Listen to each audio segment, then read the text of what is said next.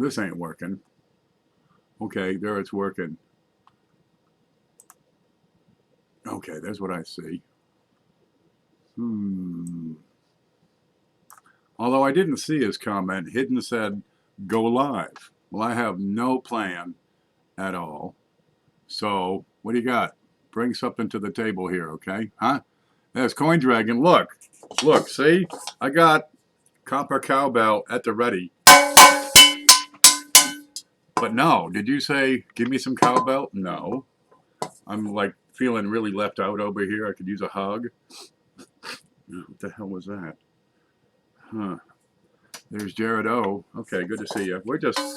We have no plan. It's 1:39 in the morning. The meds are kicking in. I'm feeling pretty mellow, pretty groovy here.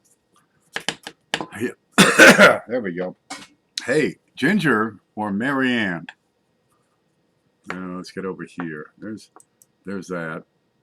And let's do, here's a screenshot with chat. That ain't working. How do I do this? Put that over here. Oh, then I can slide that over there. We can see the chat. That's what I'm trying to do. Okay. Trivia. No, not trivia. A poll. Ginger or Marianne? I'm gonna go with Ginger because this stuff is kick ass. This is like dehydrated fruit porn. Good morning, Mike White. I'll put up the spoon. Yeah. I have no plan. I'm waiting for Hidden to show up because he probably wanted to ask something. Frank, what are you doing to that poor man? A cowbell. That's right. I got a fever and the only cure is more cowbell. Give it to me. Marianne, try Ginger. Let's get some stuff cleaned up here. The pile is getting ever higher. I got a pathway where I can see most of the screen, but not necessarily all of it. I'm really losing over here. I'm falling behind. Here's what we're looking at. There. Look, I got a toilet. Huh? Coffee makes me poop. Yeah. There's a toilet on my desk here. I had to put this on top of some cups full of coins.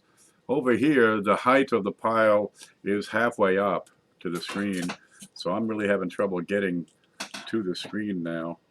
I'm gonna have to put that on some boards or something. Just to get an edge. All right, Hidden's here. What do you want? Answer me. Here's that screenshot. Hidden. He says, what? What do you want to look at coins? Do you want to talk about coins? Do you want to get involved in something in particular? All right, let's see what we have on the desk we can just talk about. I'm going to have to move this. Okay, let's see. I'll pull this up. What you got here? Let's see. Here's a dime in a holder. Okay. Well, we could talk about these. Of course, you can't see that. No, this has to move. Pull this up here. I can turn the light on.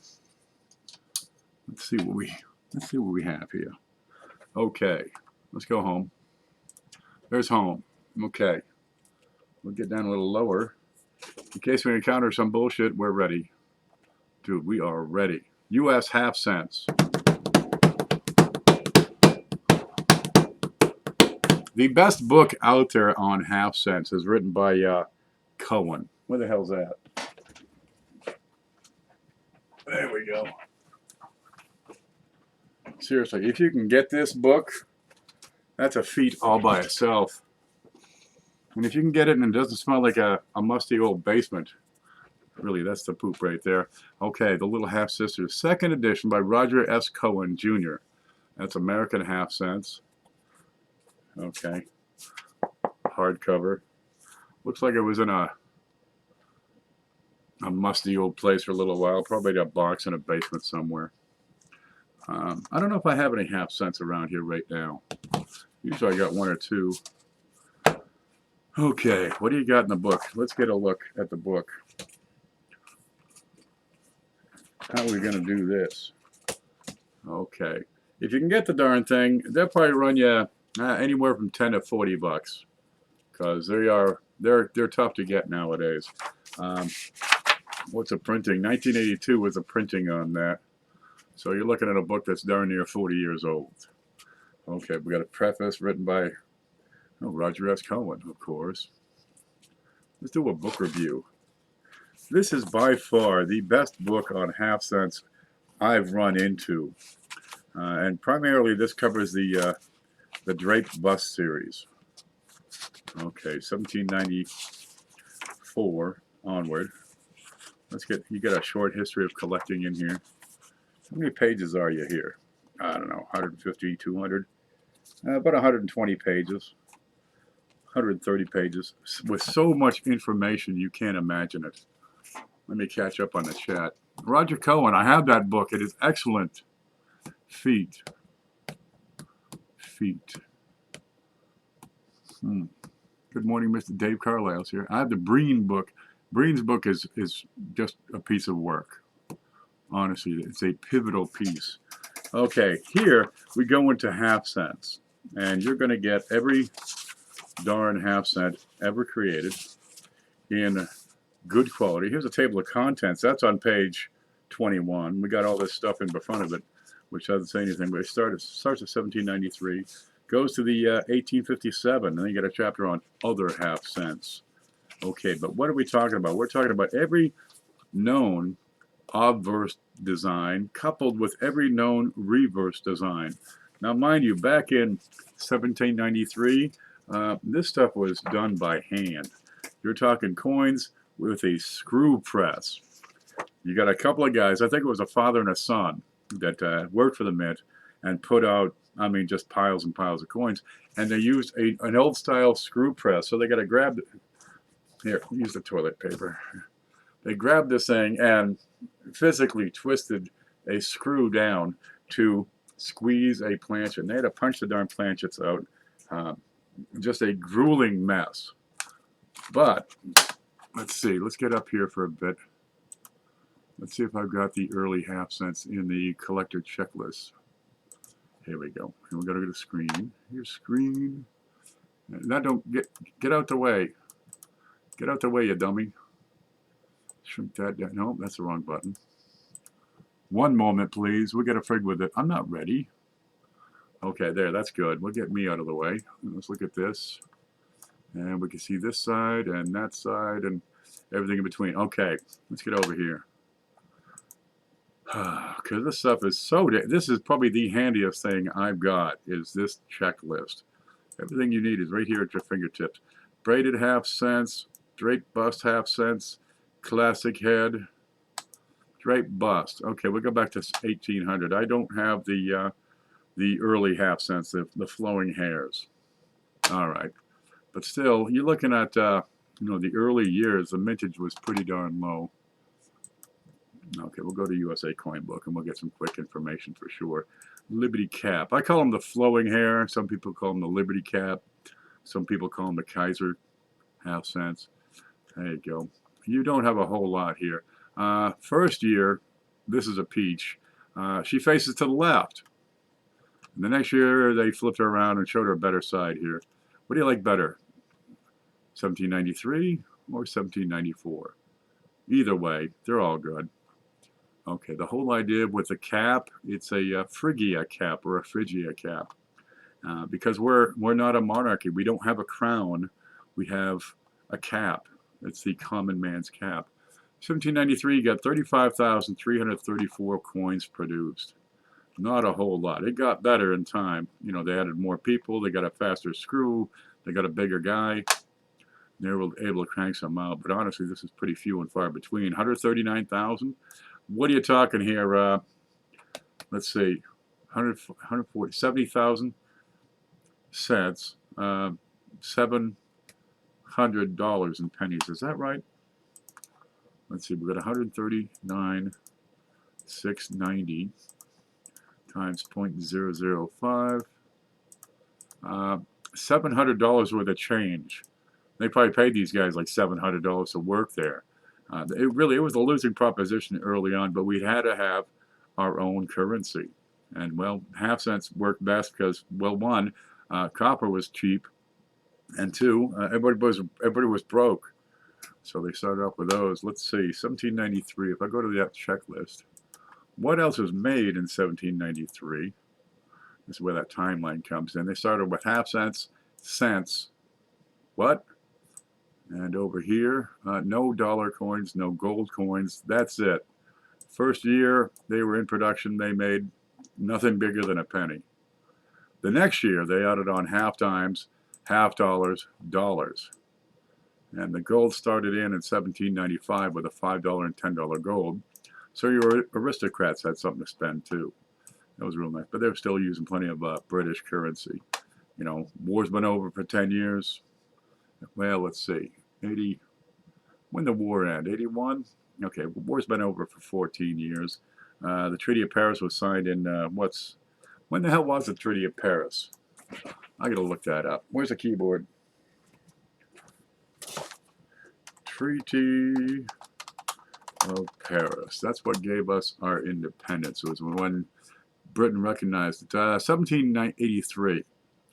And that was ratified by Great Britain and the United States. There we go. So if you want to look that one up, by all means, get into it, check it out. Honestly, this document should be given much higher regard. There we go. What else happened? I think they got like a piece of Canada out of the deal. But Article 1 of the treaty acknowledges the United States' existence as a free, sovereign, and independent state. So as long as we don't annul the Treaty of Paris, we're still free, sovereign, and independent. There we go. So don't let them take that to Congress and say, "This had know that." Where'd I go? Here it is. And let's see. There's home. Here's home. Now we get back to work. Not a whole lot going on in the early mint state, the early Department of the Mint, because, well, there wasn't much for funding. We didn't have currency. We didn't have, we had half pennies and pennies for a couple of years. And honestly, we're so deeply in debt that it was tough to, raise money for a navy. And all they did was go out and catch fish. Okay, let's see. D. Reese is here. Garbo. Garbo, don't get on no panel hidden numismatist. You may get shot. Okay, I won't. Oh, good. Okay, word. D. Reese says, I have no sense. Don't give him ideas. Yeah, do not nullify the Treaty of Paris, whatever you do. Anyway, the book here, you've got the obverse designs and reverse designs. A lot of these were hand cut, hand engraved, these dies. It's just wonderful, these things. This is a piece of history. So you'll have the emission sequence, which will pair the obverse with the reverse. Let's see if I can get in a little closer so we can see that. Okay. So it's the die pairing. Obverse number 1 with reverse A would be Cohen 1. If you can see that 1. Okay, then the obverse 1 with reverse B is Cohen 2. That's how Cohen came up with his numbers, and it's a wonderful, wonderful system. It's effective. Of course, you don't need a whole lot more beyond this, because each of the obverse or reverse dies would, would display whatever the issues are, whatever the variants are in those particular designs. For example, variety number 2, right? What's that one going to be? We've already looked. That's going to be obverse 1 and reverse B. Okay, so you get the same as on variety number 1, naturally, for the obverse. 15 leaves on the right branch of the wreath, half cents close together with a large center dot between these words. Let's look at that. Oh, here we go. There's the best shot. My head's in the way. Okay, 15 leaves on the right branch. Yeah, and then get in and... How do you read a book out loud to people? What happened? Stand by. I can't see a damn thing here. Okay, there. Now we come up a little bit. There. That's probably the best I'm going to get. Black and white photos. It's all you need, really. Where are they? Let's see. I'll do the outside first. 1, 2, 3, 4, 5, 6, 7, 8, 9, 10. 11, 12, 13, 14, 15 leaves. Works out pretty good. You get these cute little berries in there. Lots of detail on there. Can you imagine trying to engrave that by hand? There's obverse number 1. Meanwhile, you move on to the next one, and there's been a design change. Okay, this is the hooked bus line. The difference between the 1793 obverses, once it is learned, no one should have any trouble determining which one is being looked at. Okay, look how close. I can't see. Okay, here. Let me take the camera off. Okay, there are two varieties, right? And you get into the space between the bust and the pole. That's the pole that goes to the cap. Goes right through her neck, right about here. Okay, on the second one, I've got a much smaller separation line on this. There's the first one. See how long that is?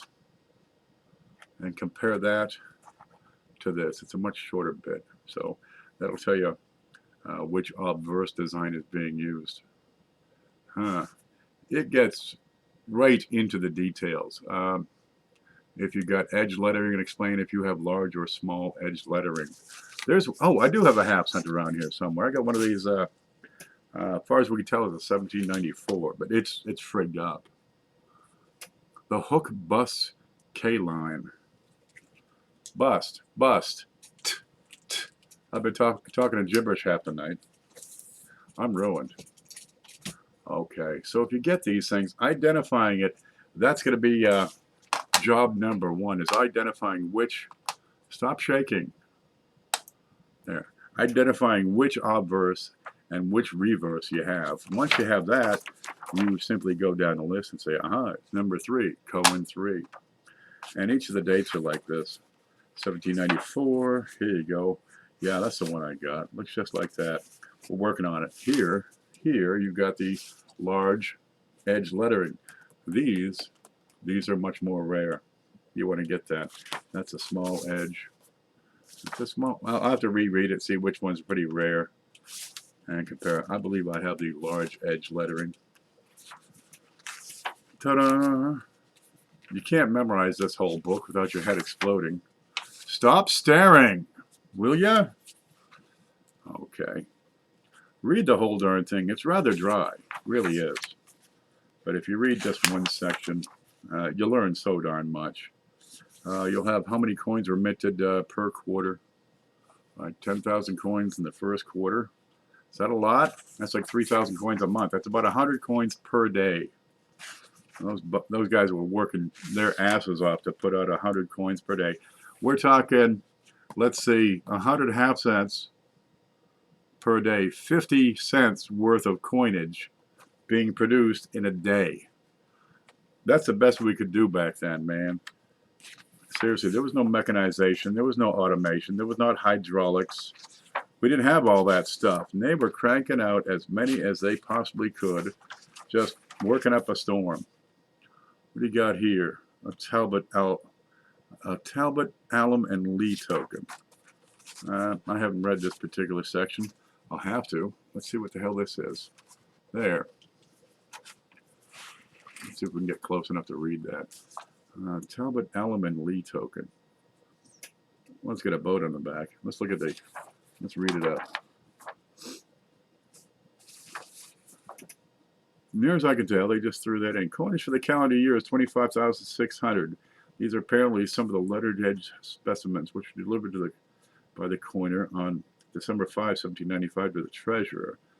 On December 28, 1795, the mint began coinage of cents weighing 168 grains in accordance with the Act of Congress dated March 3, 1795. This act reduced the half cent weight to 84 grains.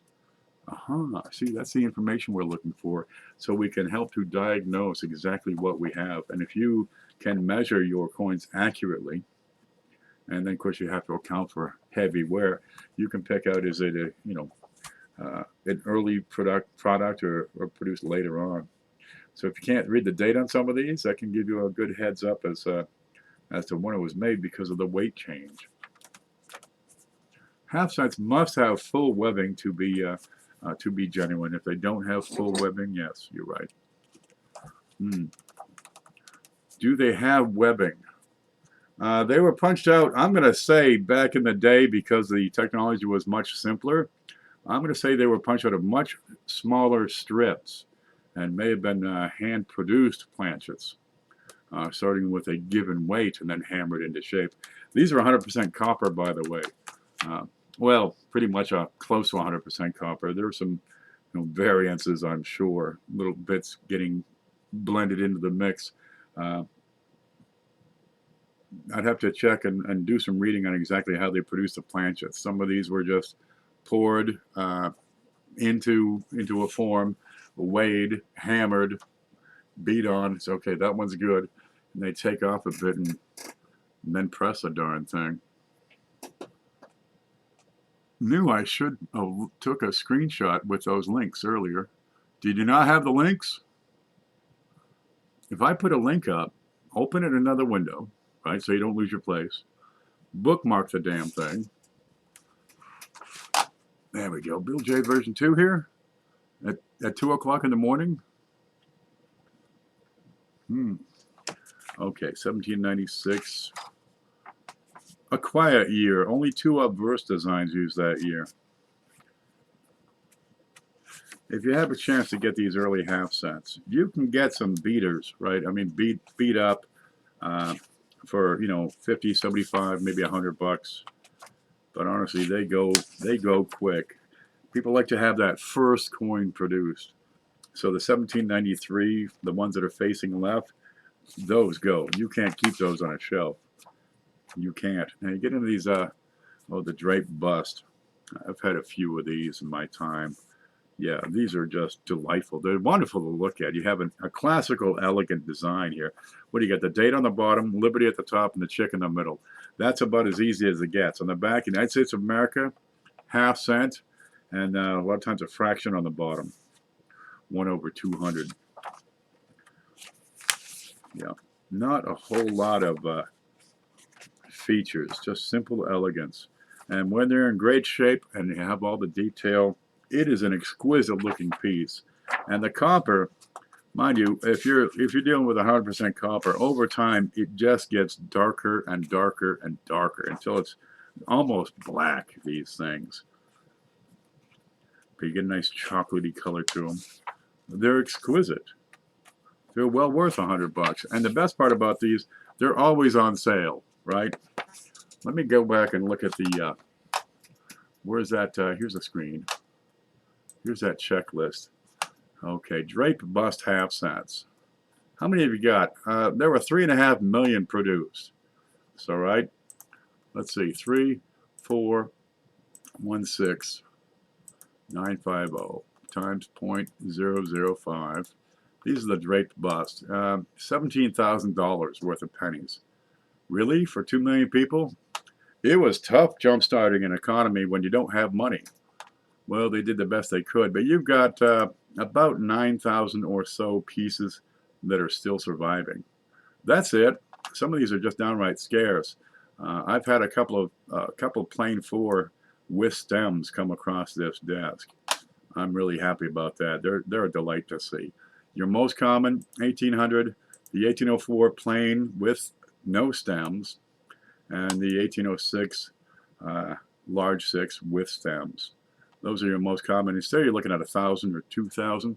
Let's go to eBay and look at what they have for half cents. Click. There you go. eBay. Okay. Click on this so we can get the index. U.S. coins. Hurry up and load, will you? There's half cents. What are you looking at? Let me see what you're looking at. And that comes over to about this far. That'll be good enough. All right, we're going to look at Drape bust half cents. Let's get a look at what we got. You want to see all listings? That'll work.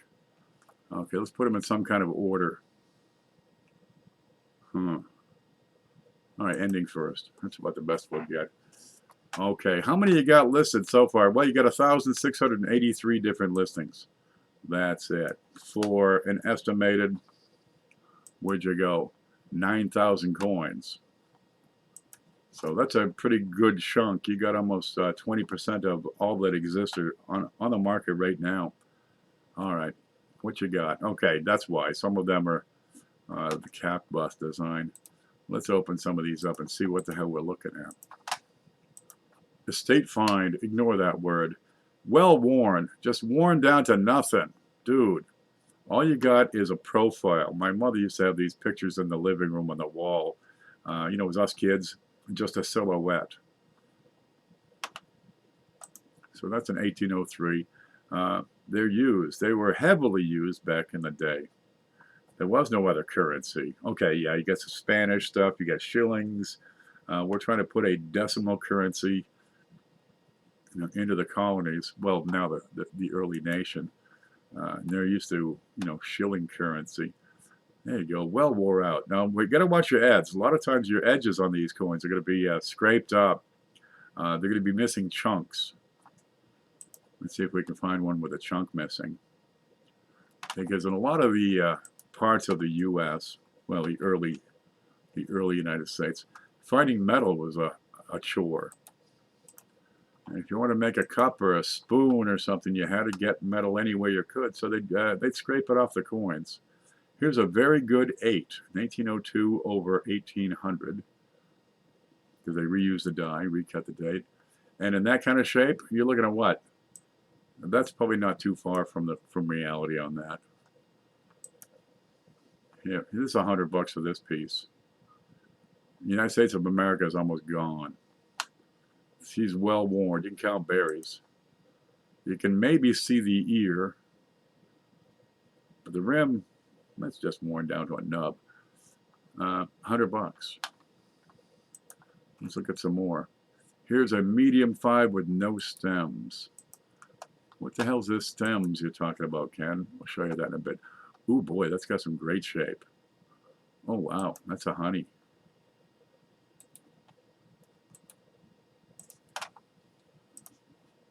Scratched. C1. Well, you probably can't see that. Cohen 1, 1805, half cent, medium 5, scratched. AU 50 details, and have a look. There, look at the relief on this. You get a nice round noggin on her.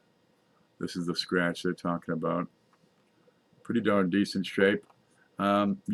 These things are replete with die wear, right? Especially the dentals with the outside. You got great flow on the outside. They tend to wear those dentals down. Yeah, and you got some hairlines. You got drapery. Looks like some cleavage exists. There's the small 5. Oh, no, that's the medium 5. We'll have to look in the book and see what the small 5 looks like. There you go. That's it. This is, you know, a good piece. What's your price on this one going? $750. Now, most people are making, 30 to 50,000 a year.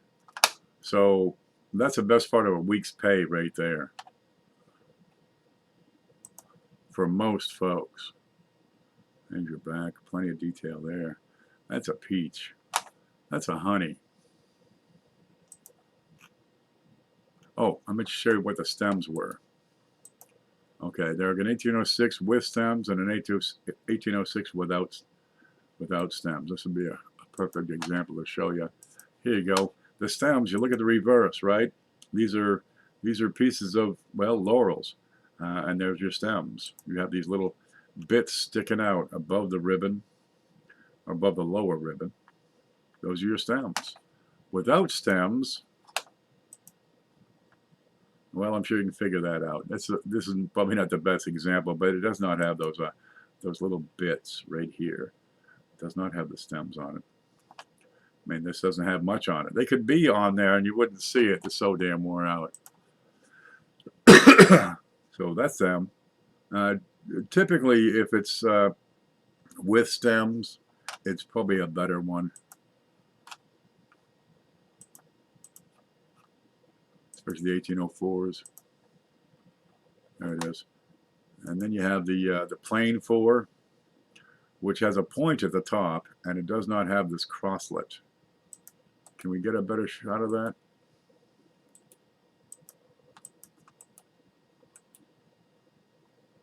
Open image. There you go. So a plane 4 does not have this bit going across the horizontal. And it also comes up to a point. This is a crosslet 4 here. Well, there's 2 more to look for. Let me shut down 100 windows because I get so going.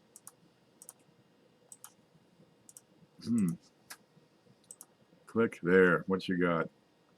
In 1806 with the small sticks, no stems. 124 bucks he's looking for. For that, oh look, it's chewed up. You got a big chunk missing up at the top.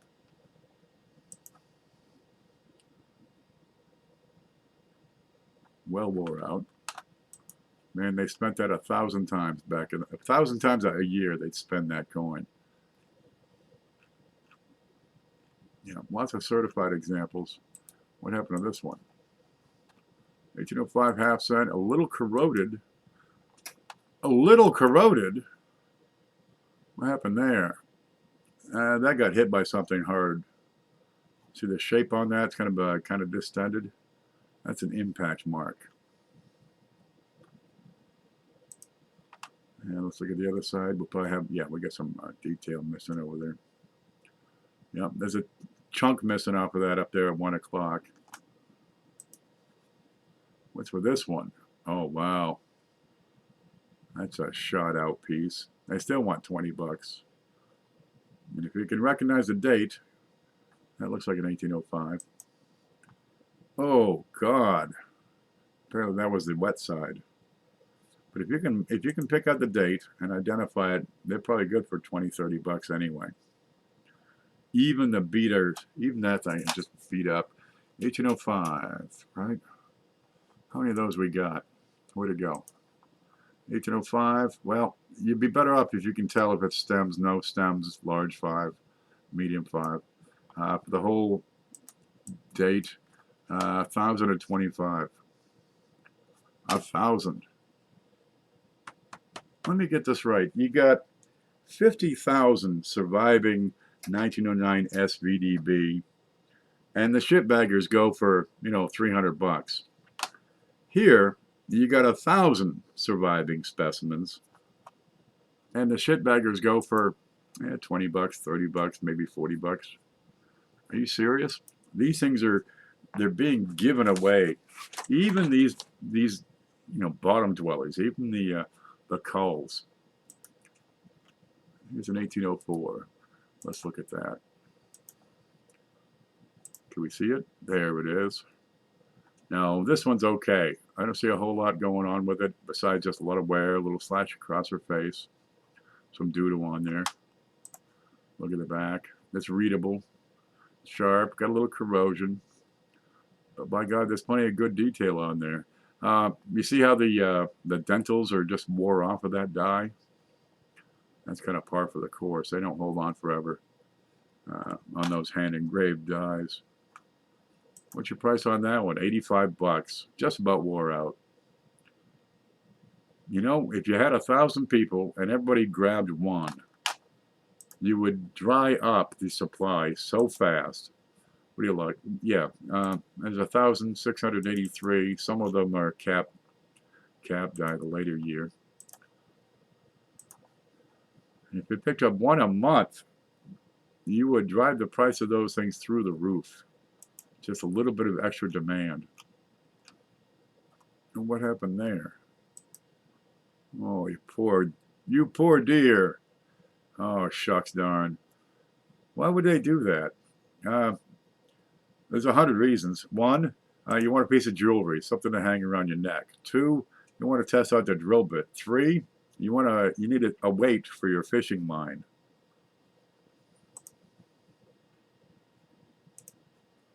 Yeah, sometimes I take these and sew them to the inside of a vest so you have money. Well, how do you sew a coin to the inside of a vest? You need a buttonhole. There you go.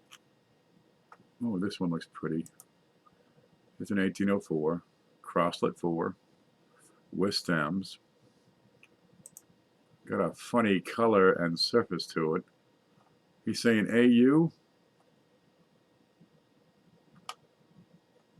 This is Great Southern Coins. They got doctored photos a lot of times. Okay, lots of dye wear seeing over here. Looks like a crack was forming. You got some great flow lines everywhere. The dentals are almost conspicuously absent over a lot of this coin. Let's look at an 1804 Crosslet with stems. Well, let's see, what the hell's numbers? I click it, something should happen. Okay, half cents right there. 1804 Crosslet with stems in brown condition.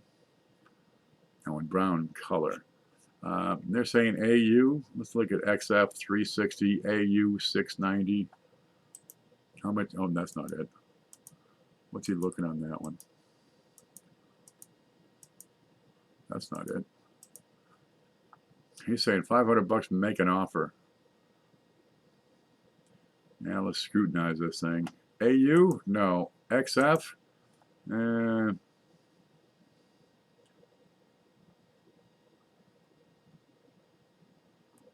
Maybe. Honestly, I'm thinking VF might be more appropriate, but this looks a little sharper. Okay, let's look.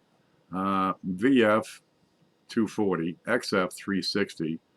Their population dries up real quick after that.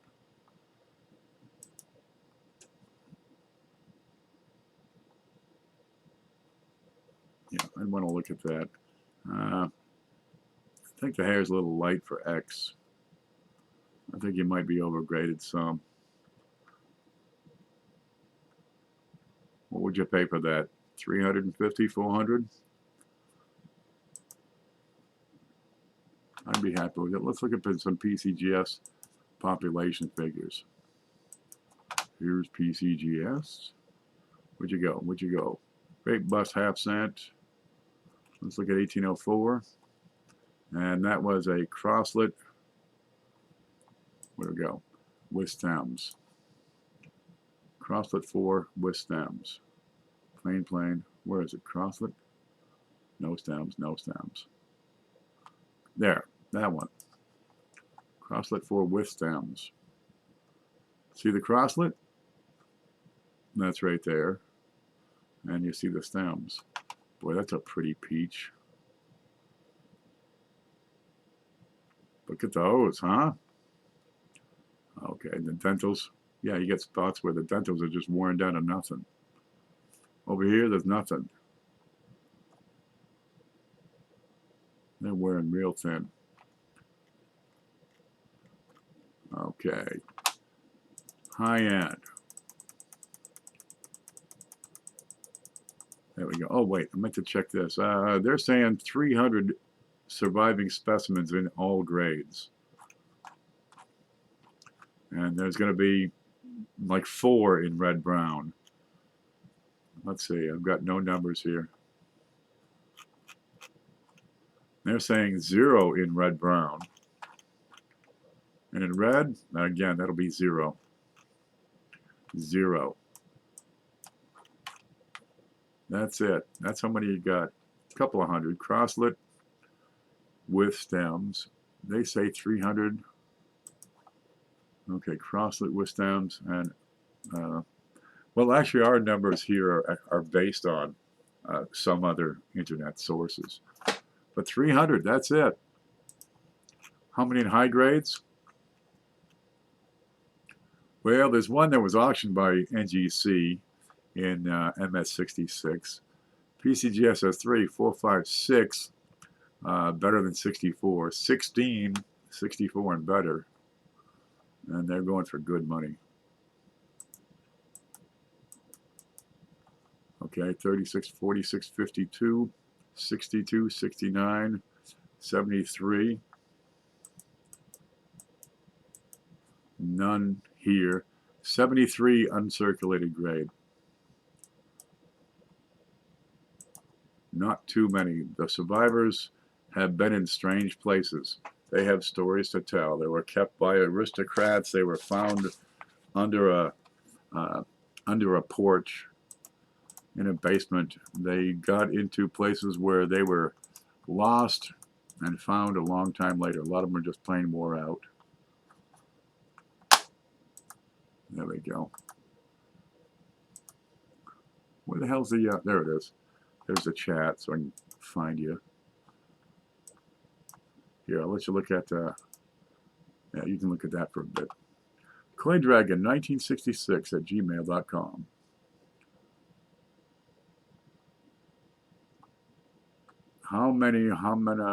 What? As I am close to the end of my Lincoln set, I'm worried about what to do next. Improve it.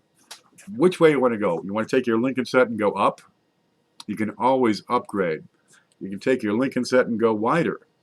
So now you're adding more varieties, right? You're adding errors to it. Do you take the Lincoln set and just go further back in time? So now you do, you know, Indians.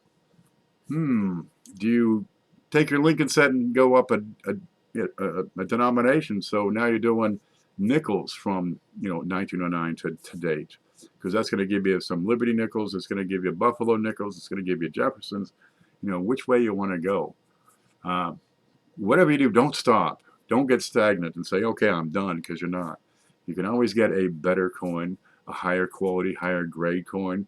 You know, have two sets, your best stuff and then your second best over in another set. Love to chat with you, man. Yep.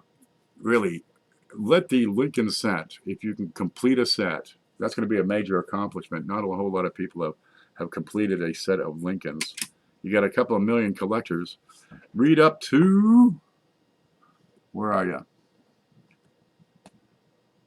I'm struggling. Where? Just copy and paste. That'd be a whole lot easier. Indian nickels. Yeah, it's a nickel with an Indian on it. They got them. Here's one right here. Look, see? There, Chief Cowabunga, and that's his horse. He had a big fat horse. That's him. That's a true story right there. This guy was in the movie The Outlaw Josie Wales. That was him. Now I got to read up here. How far back do I need to go, Frank? Scent Hoarder says, I want to do a large scent set one day. What's stopping you? Hell, having a difficult time getting influenced or getting the bug with anything other than Lincolns. Just go 1 year back. You got the Lincolns. You got most of them. I'm sure you have a 1909. Get a 1909 Indian. Get a 1908 Indian. Go 1 year back further. You know, each month, because it's going to be easier. For the first 20 years, it's going to be pretty easy. And then they start to get a little bit tougher. You get into the 1870s, they're going to be a little tougher for sure. 1860s are tough. Then you get to your Flying Eagles. And then you get into large cents. But each month, go one older coin or one better coin. You know, whatever works into your budget. But by God, get one anyway. Horse, right, that's a horse. That's an Equus. I lost the camera. That button, yeah, right there. It was a fat horse. It was a horse with he ate a lot of pasture hay and had horns and stuff. But that's what they looked like back then. They changed a lot. It's genetic engineering. I'm not making this stuff up. No. Now, was that what I was supposed to read, or was there something else to read? I'm getting old. Be strong.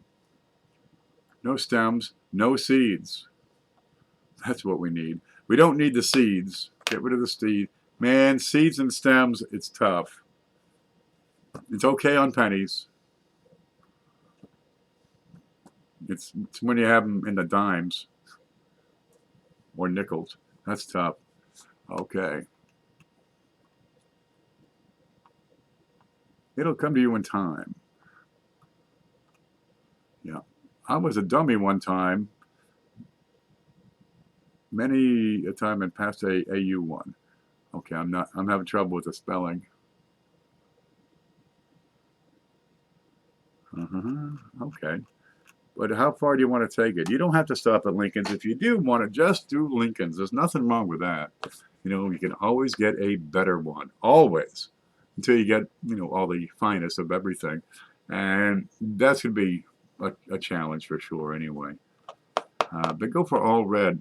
Chuck Daughtry putting together a set of matching Lincolns. Now there is a challenge, right? Because what he wants them nice, chocolatey brown, bright color, and he wants the color to match all of these. And that gets tough because you got, I mean, a 50-year spread. You know, your 58s. You want one that matches the color of a 1909. I think he's doing them in VFXF.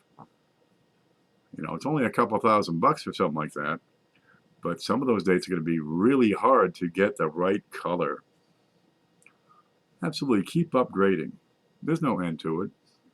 It's your hobby. Take it in whatever direction suits you. My issue now is I really want to get nice albums, but I don't want to spend $40 on an album when I could spend it on more coins. I recommend Pocket Pages. You can make your own darn album. Let me get this down here. There we go. What's in here? Okay, probably dimes and nickels in this one. Here you go. Here's my Mercuries. Ta-da! Nothing to it. I got the flips. There's a 1925S. Okay, it's in very good. It's not a winner. That might be good for a couple of bucks. I got the flips. If I wanted to, I can print up you know, little holders and, you know, make it more uniform in that particular way. But here, I can design this to my own method, right? If I want to put the P's all together, the D's all together, you know, the S's over here, I got it.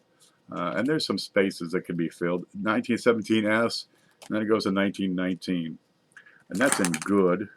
I mean, that's barely worth looking at. That's a beater. There you go. I could get a better one. Right now, this is my reference set.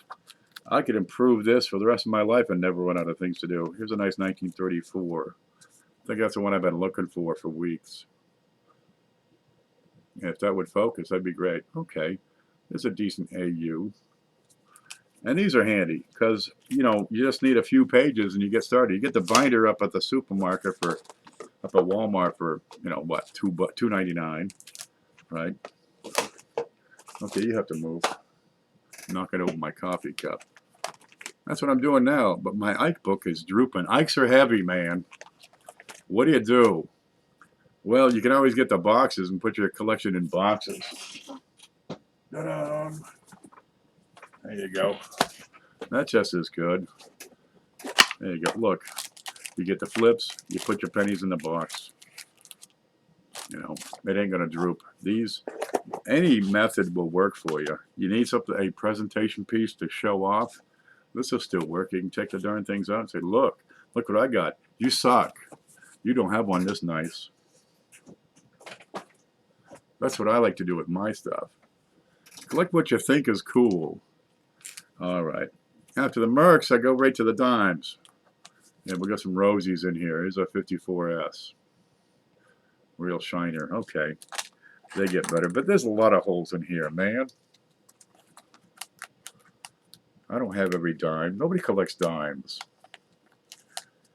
You know, this is probably the finest set of dimes on the planet because nobody collects dimes. All right, keep on going. But you can, you know, design this any way you like. If you want to print up the little inserts that go into flips, it will customize it to suit your collection, not somebody else's, right? You don't have to have it the same as somebody else's. It's your collection. Make it personal. Here's a 1999 proof. Ta-da! Yeah. Here's you ready? A circulated 2000p. Well, it's a reference. I need that. An Eisenhower set. Hey, do an Eisenhower set. They're not too expensive. Let's see, what's this one? A 2010 Philly, circulated. Okay, I took the best one out of the box. There. Let me get into some quarters here. What the hell is this? A filthy 1964. The hell is that? It's the only one I got. There you go. Lots of spaces in there. I got another binder behind me. It's just the quarters, and that's just almost entirely state and ATB quarters, and that's got 40 pages in there at least. MacGyver-esque stuff. We could do that again. We should remake those and come up with measured forms, so we can just print it up and cut it out, make your own damn boxes. You can make boxes. You don't need to spend money on boxes. You can make holders, but they're going to be paper.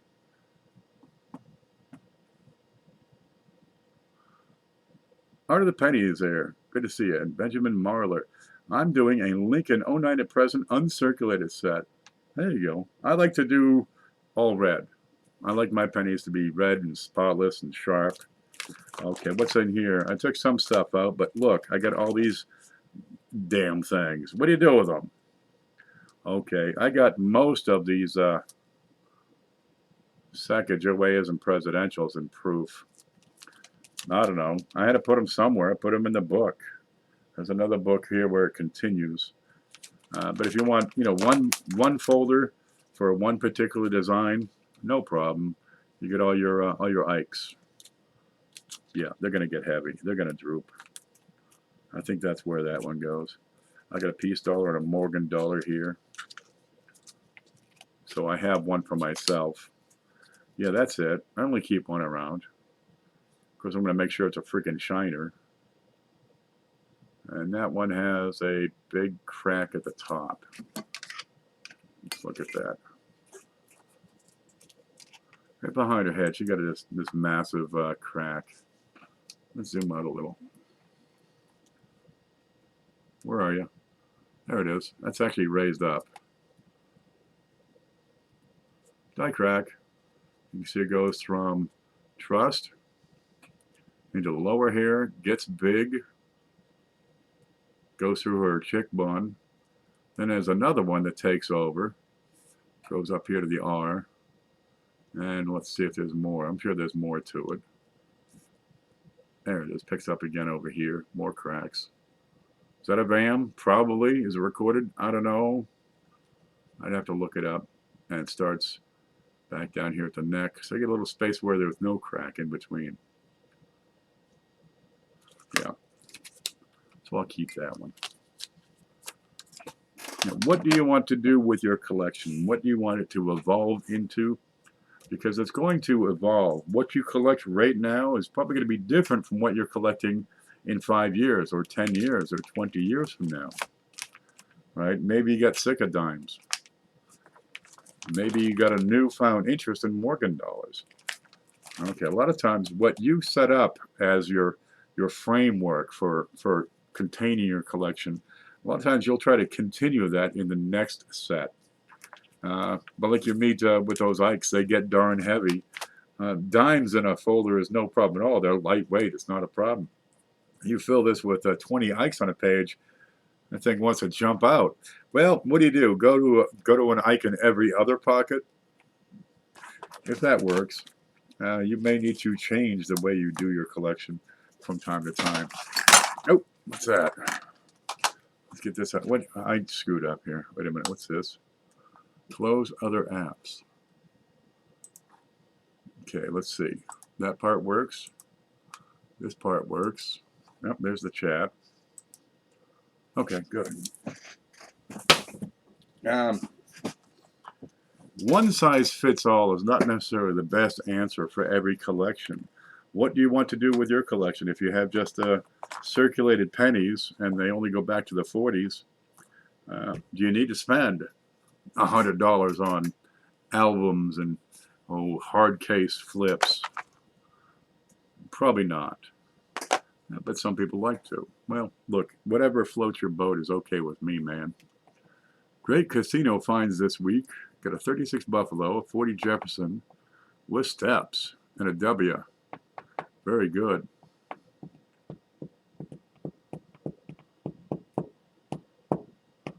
All W quarters are fake. Hidden, what are you saying?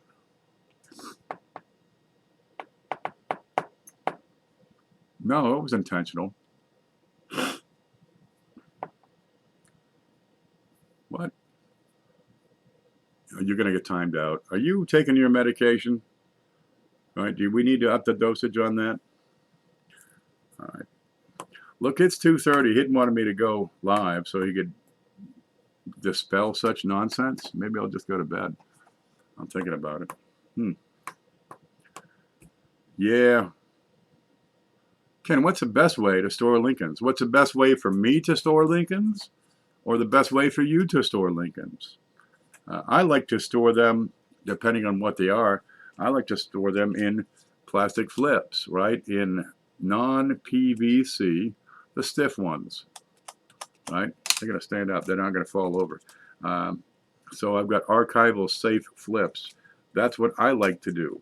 That's what works for me. It works for what I want to do here. Some people, they got one set and they want to use a Dansko album. If that's best for them, by God, go with it. But there's 100 ways.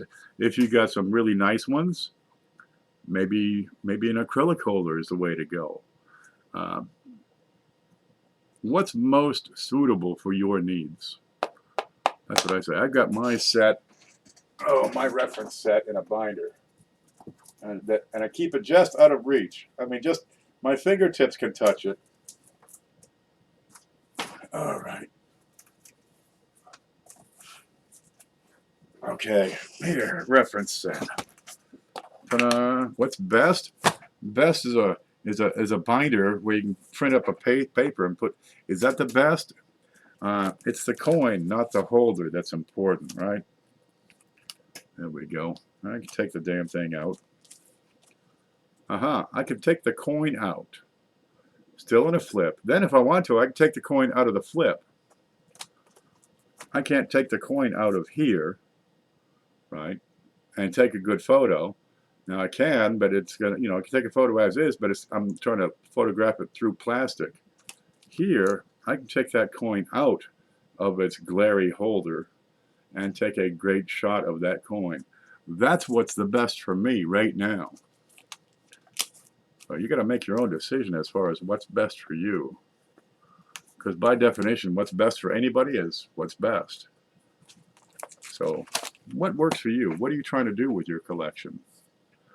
Never suit a bull? Stay up, says Scent Hoarder. Capsules. Let's see, where'd that go? These are pretty darn decent, right? Figure the safe flips here. These are 8 cents a piece. Not a bad price. If all you're trying to do is organize a collection into pocket pages or in a box, that works just fine. The cardboard holders, you can get those for maybe 6 or 7 cents a piece, right? These, they're a staple, really. It's the go-to for most people. They're inexpensive, they're durable, they got some meat to them. You can write on it. I think the vinyls, the unplasticized vinyls are really starting to take a storm because you can print these things and design them to your own liking. And you're talking 8 cents a piece. When you get into something like these will run you 40 to 50 cents a piece. Right? Some of them you can write on one side. Otherwise, they're just black. Here's one. Black foam is all that is. And geez, if you got a coin that's worth 20, 30 bucks, are you going to be happy with this much protection? Okay, this is decent. It's better than that thin Mylar, I can tell you that.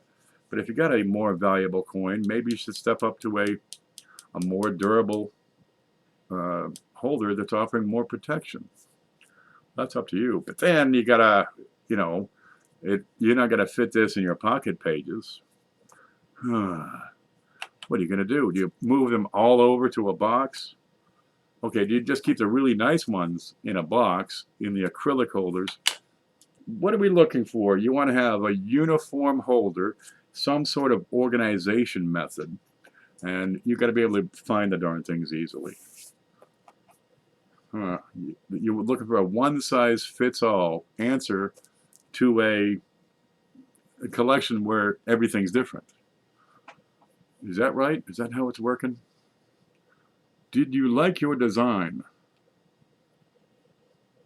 Oh, I have one, actually. It looks like this. No, wait, that's not it. There it is. That's what I came up with. Where the hell's mine? Here's one. That's what I use. Mantic made that, and it works just fine for me. And I'm not gonna reprint them all with a different design. That works fine. And I can I do off pages of those at a time. So now I just print up the other side. Yep, that works for me. But how do you do a standard holder for every coin in your collection when it doesn't make sense to spend $5 for storage for a 15-cent coin? Translations. Frackle dab blabber snippets pak fab snap hoovers proseam. Yes, I did. Yes, I did. And I have another one I need to send. Dude, I'm not an artist. I don't understand art. There's nothing on the walls here except for cobwebs and some spaghetti over in the kitchen. If I, trying to see if it's done yet. I'm not a big art guy. I'm more of a pragmatist, where I can look at the darn thing and say, "Yep, it either is or isn't something special." This is art. Boom. Oh, did you see this? Let's see if we can get a look at that. Stop moving. There's a toilet. Look, I can take a selfie now, huh? There, I got a coin bus. I've been talking about a coin bus. So now I got a coin bus. We got Numis Labs, Focus, right? The SAN database, the Inspection and Attribution Service. Let's see, what's that say on the bottom? Coin Seminar Weekend, and of course, the 1 Million Penny Project. Boom. Yep. Looks like a Brinks truck from this end. All right. Copper colored, of course. Look at the action on that. Blues takes these things apart. He takes them down to nothing, sands them down, spray paints them like 4 times, sands them down in between every layer, then puts this clear coat on it, and then puts the whole damn thing back together. And I think he even lubed up the wheels. Yep, I haven't had a Matchbox car since I was 6. That's I can't read that. Maisto? Made in China, perfected in Oklahoma. I want that bus. Well, you can't have that bus. There is no way that you can have that bus. Ain't gonna happen. Can't have it. You don't qualify. No. How are you gonna beat that? Some things in the world you can't have. My bus is on the top of that list. That's some love put in that puppy. He made one, oh, what was it, a Wambulance? Yeah, he made a Wambulance for Paula. So, geez, consider yourself lucky if you got one of these.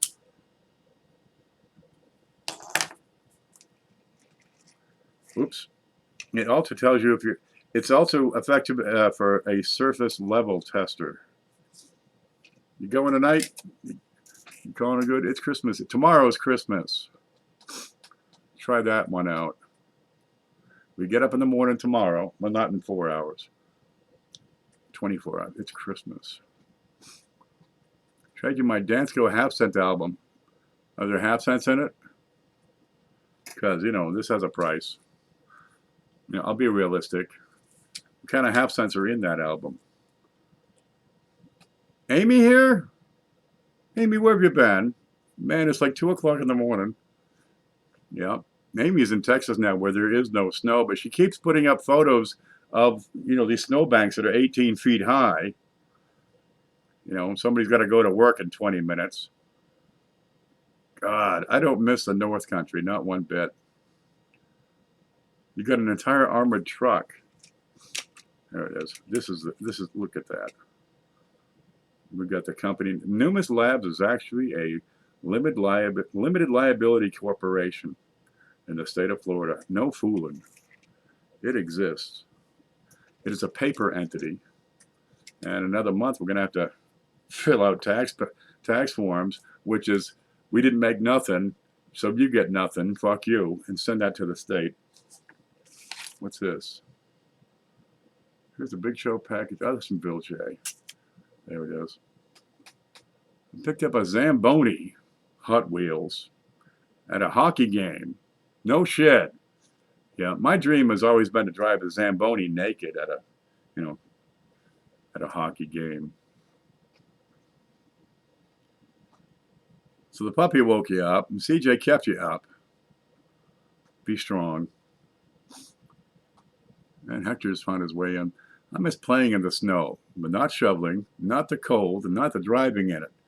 Yep, you don't miss getting into your car, like in the third week of January, and it's so freaking cold, the seat is frozen solid. You get this foam, inside the seat, and it's like sitting on concrete because that baby's froze. Then you grab that steering wheel, and you can't let go because you'll be all over the road, and holding on to that steering wheel is going to turn your hands blue because they're going to freeze solid. You see your breath, and every time you breathe, it forms a sheet of ice on the windshield in front of you. Yeah. So you let the car warm up. You're going to be at work in 20 minutes. It's a 15-minute drive, but it's going to take a half an hour to get that car warm enough that you can get your hand off the steering wheel and stop shaking and shivering and chattering your teeth. I don't miss that part. Or better yet, before even all that, you put the key in, right? And you get, row, row, row, row. The thing's barking at you. Row, row. Forget it. As soon as you hear the pitch going down, just go back inside because you ain't going to work this week. Yeah. Then the car encased in ice. Of course, you find out it's that first ice storm where you learn, oh, I took out my ice scraper, 9 months ago and didn't bring it back. Why'd you take it out to begin with? Where the hell is a goddamn ice scraper when you got this much ice on your windshield? Oh, what are you going to do? Back in the day, it was easier because you'd have a cassette tape and be the holder, and you could just break that and use it as an ice scraper. Then they went to CD cases. Okay, you can break those and use them to chip away at the ice. Now what? Now you got, those iPods. What are you going to break that in half and try to scrape ice with that? No. You guys nowadays are so screwed. Move to Florida. It's only one answer. Get the hell out of the North Country. That would be cool. I hate not working. Not working means no money. No money means less coins. Boiling water. Uper says, I could be rich with the amount of ice scrapers I had to buy throughout the years. God. Yeah, snow shovels. Seems every year you can't find the goddamn snow. Where'd the snow shovel go? We used it 46 times last year. Set it right here. We got 3 weeks of summer. Why did you need to move the goddamn snow shovel? Why even move it, really? You can't find one. You're buried. You're in the driveway. You got 6 feet high pile at the road, and where the hell? And now you got to find the shovel. What? It's tough out there. Back in Maine, we heated with wood. And, well, come morning, usually the fire, we had a wood stove. Usually come morning, the fire was either next to out or totally out. And if it was next to out, you're not getting any heat up of there anyway. So you wake up and you see your breath. It was tough. First thing you got to do is run downstairs because, we got the wood in the basement. We threw it in through the side window. Stack it up down in this one room with a mud floor. Drag up some freaking firewood, throw it in the fire, throw it in the wood stove, try to get that stoked up. And then you stand between the wood stove and the bricks, behind it, which keeps the house from burning down, to try to get warm. And it was tough. You breathe and you see your breath, and you watch it form an icicle and fall onto the wood stove and not melt. Man, that sucked. You got a $90 snow scoop sitting in storage up there. And yep, right next door, you got a neighbor who's saying, I need a snow scoop for this mess. That's too bad. I just run the snow over in your Silverado. That'll work. You pack it down, it'll turn into ice. Then you drive over the next day, you puncture your tire from the ice. Forget it.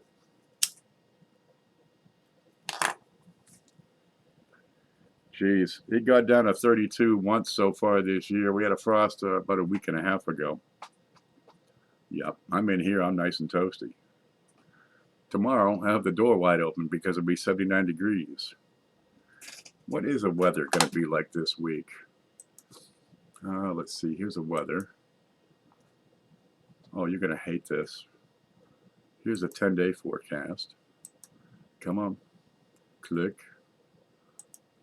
What's it look like where Ken lives? Yeah, that's it. Oh, it's going to chill. We'll get down to 42 come Tuesday. Let's see, 68, 71, 73, 76, 78. And then it gets cool, 69, 64. Nighttime's a little cooler, 40s. But 50, 52, that's comfortable in here. Yeah, we'll have the door wide open on Wednesday because it'll be 71 and mostly sunny on Christmas Day. Suck it, bitches. You can have that.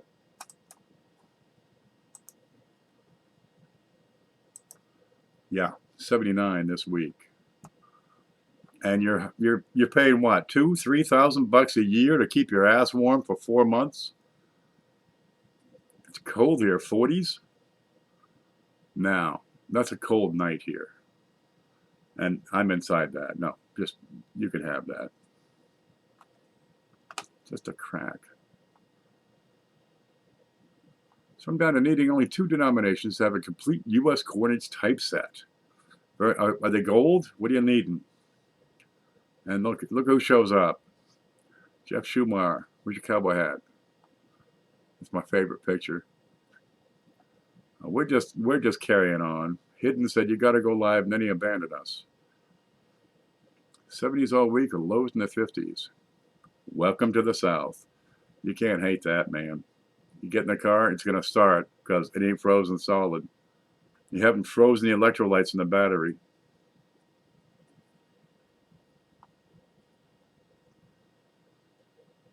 No, I don't like the cold. The heat will slow you down. The cold will shut you down. Just bring you to a stop. I've had days up north you cannot get warm all day, no matter what. Jump in a hot tub, it's not really, no. And the big cast iron tubs, it sucks all the heat out of there quick. No, you cannot get warm some days. I mean, I got a little heater under the desk. It's at 800 watts, right? The equivalent of 4 easy bake ovens. And I have to shut that down sometimes because it's too damn warm. You need a half cent, a 20 cent, and some stuff above $1. But we don't count that. That's not really coins. That's like investor stuff. They can have that. Cold in California, 50 degrees. Well, it never rains in Southern California. Any sales or auctions going on anytime soon? Yeah, like 50 of them nowadays. I got to get ready and do another one. I could use some cash. And there's enough stuff on this desk. Really, I could just have sales continually. Just work through the heap and, oh, here's some stuff. Make an offer. I'm not that rich yet. Let the hobby take care of itself. You know enough to be able to identify varieties, to be able to pick out coins that are underpriced, undervalued. You know, you put that knowledge to work. You get paid for that. Pick it up, flip it over. Do one now. No, man, I've been up all day. I just ate all them noodles. I did like a stroganoff, but I forgot to put the sour cream in. I had a big bowl of it, and then I went back and put the sour cream in and stirred it up. It was good, man. But you fill up your belly with noodles and stuff, and it's time for a nap. Yeah. But the hobby, you can use the hobby to take care of itself. I really need to do a whole, lecture on that one. Uh, you know how to do it. I've gone through and shown people how to tear apart eBay, and it's a lot faster when you're not explaining everything. You just go from one to the next to the next, and either you can make a $5 bill on that or you can't. And if you can't, just move on. But if you can make a $5 bill on a coin and you can get 10 coins at a time, well, first off, that's a nice shot in the arm. But you do it a few times in a row, a few weeks in a row, and before too long, you got hundreds of dollars in your rotating coin fund to effectively give you a side income, give you a little tight little business. Jeff's been sniping a lot of low mintage foreign proofs recently, most under 2000 mintage. There you go. That knowledge we share with you guys, put it to use and improve your situation. Give yourself a better life. Now, don't go make $5 and spend it all on some big stereo. If you want to get into it, be serious about it. You need to build an inventory, build a stock. Well, that's what you're going to focus on. So you won't really make any money, but you'll be growing that stock level. And you'll be making contacts with people who are interested in stuff and finding out what they collect and what they're looking for. Maybe all they do is collect Lincoln cents. They don't want to look at anything else, but by God, they want better Lincolns. They want to improve that collection. We'll keep notes on what you sold them, what grade it was, and hunt for better for them. You do the hunting, they do the buying, and it works for you. What if you could do this? What if you could make an extra $100, a couple of times a month? Take a Saturday afternoon, have a little sale. You spend another 2 weeks looking for stock, looking for stuff, and in a couple 3 hours, you pick up another $100. Put that towards more coins. You can use the information to grow the hobby, to grow your collection. Even if you don't take it to pay your light bill and your electric bill and your phone bill or feed the kids or get Huggies. Just let the hobby take care of itself. That's what Chris Rhodes does. He buys it, he sells it, he buys more coins. He builds his collection. Shumar says, take your time building an inventory. Good solid coins and sell not the junk. Nobody wants junk. They want coins with character, coins that are superior, have something special about them. Varieties, always wonderful. Right? But go for the good stuff. Go for the really, you need to be picky stuff. Slink into the cave time.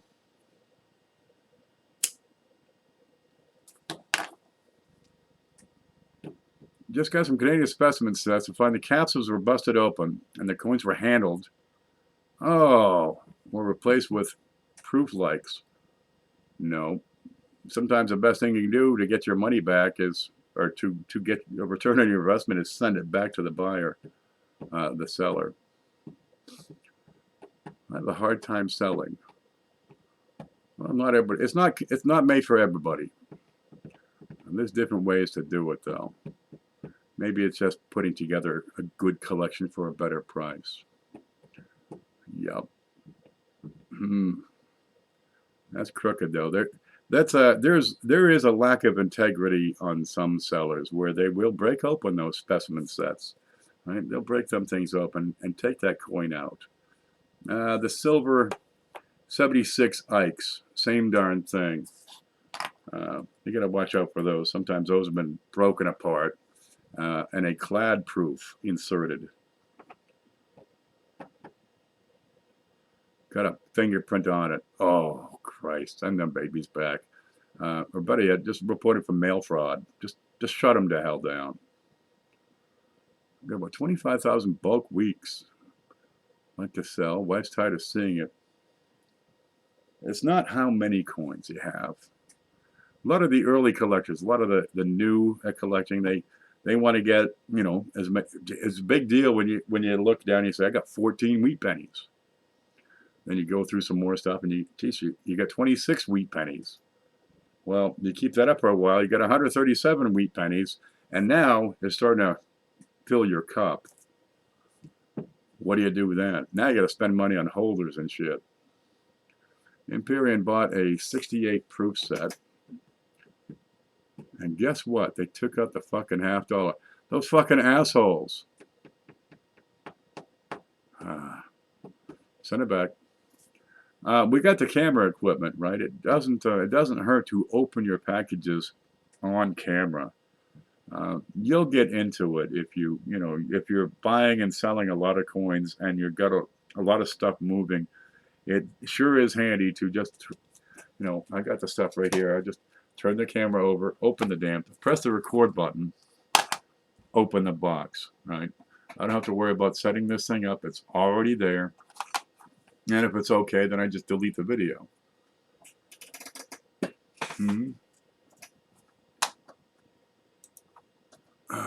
Send it back. Send it back. Nobody selling coins should have a policy of no returns. Call them out. Do what you got to do. Hope it wasn't me. Always contact them in private first. Hey, man, we got some bullshit going on. I'd like to get my money back. And if you don't get justice, call them out.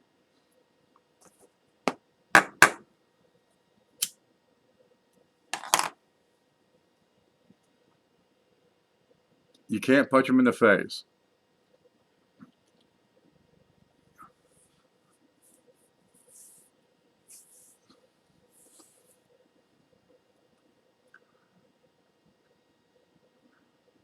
I had a girlfriend, well, several. Matter of fact, I think all of them. Yeah. They didn't want to simply break up with Ken. They want to see Ken writhing in agony for all time.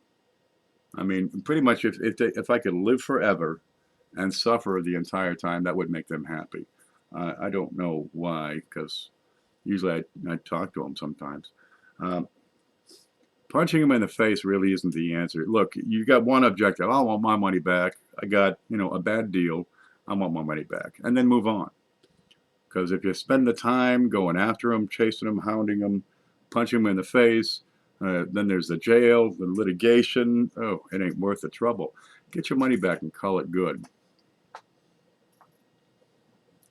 The good ethical sellers will go out of their way to fix an issue. Absolutely. And then Paul says, let others know who they are so they don't fall in the same track. So let's say one person makes one mistake and now he's blacklisted forever. At what point? Because you always see people, on Facebook, they deserve a second chance. Unless they fuck with your coins, and then by God, they need to swing from a yard arm and burn for eternity. Is Ken married? I'm married to my work. Hector would like to buy a bag of wheats or Jefferson nickels or a bag of Mercury dimes and go through 5,000 dimes and sell the ones I do not need to use my folders or albums. Yeah, a lot of people do that. If all I did was get your money back, that ain't too bad. Can you make enough money to pay for the 100 that you keep? That'd be pretty slick. Yep. Well, who was it to switch the coin, Empyrean? Was it the seller? Was it somebody who sold it to the seller? You ever gone to a coin shop and look and see, hey man, this is bullshit. This right here, this is fake. And he says, it is? Huh? Yeah. I was at the coin dealer in town here, and he's telling me this, oh yeah, that's a 1780 Maria Teresa Thaler. That's original. I said, no, it ain't. Look, it's got an X beside the date. It's a restrike. Okay, well, he didn't know. Just because they sell coins doesn't mean they're an expert. Doesn't mean they know what they're buying sometimes. They look at the coin, they're looking some priceless, figured, okay, price is right, I'll take it. You got to use that extra level and look at the thing and say, is this genuine? Is this what it's, what it says on the holder? Right here, what do you got here? Okay, it's handwritten. Is that a 1970 S Jefferson nickel. Well, in this particular case, it is. You got to go that step and identify the coin without looking at any of the propaganda that's sold with it. You got to be able to identify it accurately, right? You got to be able to grade it for yourself, come up with a reasonable estimate of the grade, and only then can you start to look at price estimates. And then you start cussing like Yosemite Sam if you frig up. And if you did not get what you paid for, you're at fault. You blame the seller? You bought it. You are at fault. You did not use enough information when you bought that coin. Well, there's cases where you did use enough information, but you got swindled. You got the wrong damn coin. You got a bait and switch. You got somebody sticking it up your ass. In that case, hey man, I want my money back. But if you get all flustered and decide I'm going to engage in a campaign of rage, you're not doing any favors for yourself. Really, is it worth the headache, the hassle, the heartburn? Let it go. Move on. Well, it could put others on alert anyway, and others may be willing to come out and admit something may have happened to them. There's some blacklisting sites over on Facebook. I don't add names to them because it ain't worth my time, and I don't buy a whole lot of stuff on Facebook. And when I do, it's usually from somebody that I'm familiar with, or at least more familiar with. Oh, and stock photo coins. No, Jesus. Every time you see a stock photo, you're going to get burned. You got 50 coins all the same. You're going to pick out the best damn coin and take a picture of that and list that. Here it is. This is a stock photo. Well, it's the best damn coin. All the rest are lesser. Stock photos are no good. If you want to know, Ken, I'll tell you if you want me to email it to you, but I can, or say, no, let's not put names up here in the stream, because then they can bitch. Yeah. No, I don't need to know who it is. You've seen how I go through eBay. You've seen how I, hunt for coins. I'm going to be picky. I want to know what I'm buying before I buy it. And if it's not what I'm buying, it goes back. PayPal is a handy thing because you have buyer protection as well as seller protection.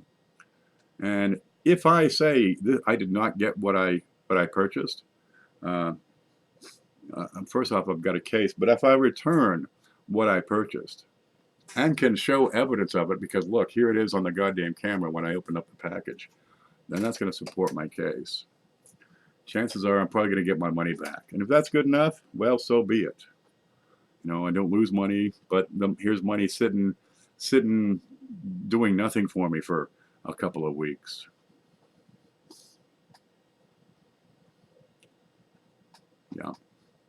Yeah. Imperial, you can put your email address up if anybody else would like to know who. But we're engaging in gossip. Let's not go there. I have enough trouble with one particular person. What the heck is an actuac?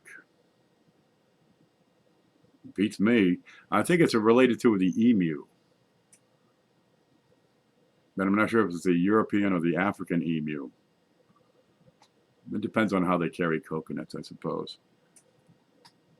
All right, look, it's 3 o'clock in the morning. It's time for me to go find my pillow. How long have we been on here? A little while here. An hour and a half. That's pretty good. Yep. I think we'll call it good. Look, you want to collect coins, you want to develop a collection, by all means, go for it. And you don't have to have a plan. You can go freely and float like a feather, and you might come into some neat things here and there. But if you put together a plan, right, this is what I want to do, is complete this set. Then you got a better chance, because now you have an objective. And with a set of coins, it's real easy, because some of these things are going to be real simple to me. One little piece at a time. One more coin. Do it once a week, once a month, and whenever you come up with 20 bucks,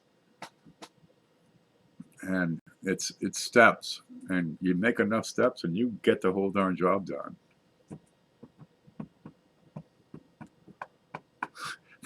Jeff says the day is just starting. Good. Jeff Schumer will be going live next. Yep, because I've had enough. I'm falling out over here, guys. I've been online for like 6 hours today, and just streaming. Yep. I'm going to call it good. Uper says it right there. Happy Christmas and Merry New Year. Happy birthday to everybody. Yeah. You guys stay groovy. I'll probably be back. I figure Thursday I'll be back. Much love and enjoy that cigar. There it is. Yeah. It keeps me happy. All right. I'm going to let you guys go.